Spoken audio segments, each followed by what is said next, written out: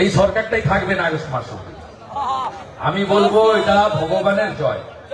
BJP সরকার শপথ নিলে, আপনারা বিজেপি সরকার আনলে, আমাদের তো বেশি ডিফারেন্স নয়, এসআইআর এর পরে কোনো ডিফারেন্স নেই বলে আমি মনে করি। দীর্ঘ নির্বাচনে লড়াই করার অভিজ্ঞতা দিয়ে বলতে পারি কোনো ডিফারেন্সই নেই।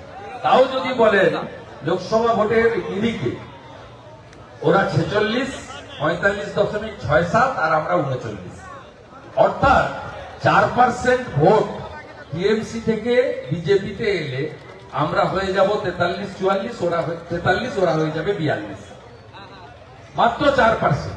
অর্থাৎ বিজেপিকে আপনারা একটু সাহায্য করলেই বিজেপি আসবে। আমি যোগ্য শিক্ষক, শিক্ষিকা, শিক্ষাকর্মীদের কথা দিতে পারি যে সুপ্রিম কোর্ট যা করেছে এটা ভগবানের আশীর্বাদ। ভারতীয় জনতা পার্টির সরকার তৈরি হলে এসএসসি কে দিয়ে, যেহেতু অযোগ্য তালিকা বেরিয়ে গেছে, আর 2-4টে অযোগ্য আছে কিনা দেখতে হবে, সেটা জানাই বাছাই হবে। যোগ্যদের তালিকা আমরা ফেলে দেব সুপ্রিম কোর্টে, আমরা যোগ্যদের তালিকা ফেলে দেব, বলবো অযোগ্য যখন বেরিয়ে গেছে যোগ্যরা চাকরি বহাল থাকুক।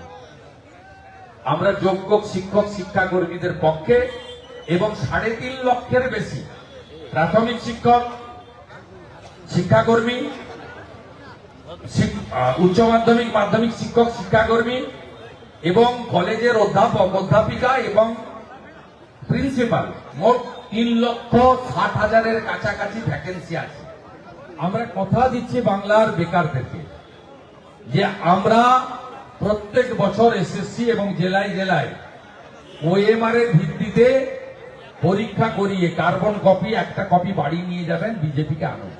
তাই আজকের সুপ্রিম কোর্টের রায় আমি মনে করি ভারতীয় জনতা পার্টির আগামী দিনের সরকারকে একটা সুযোগ করে দিল, যাতে তারা যোগ্যদের তালিকা সুপ্রিম কোর্টে পৌঁছে দিতে পারে আর বাকি ভ্যাকেন্সিতে মেধা অনুযায়ী স্বচ্ছতার সঙ্গে পরীক্ষা করতে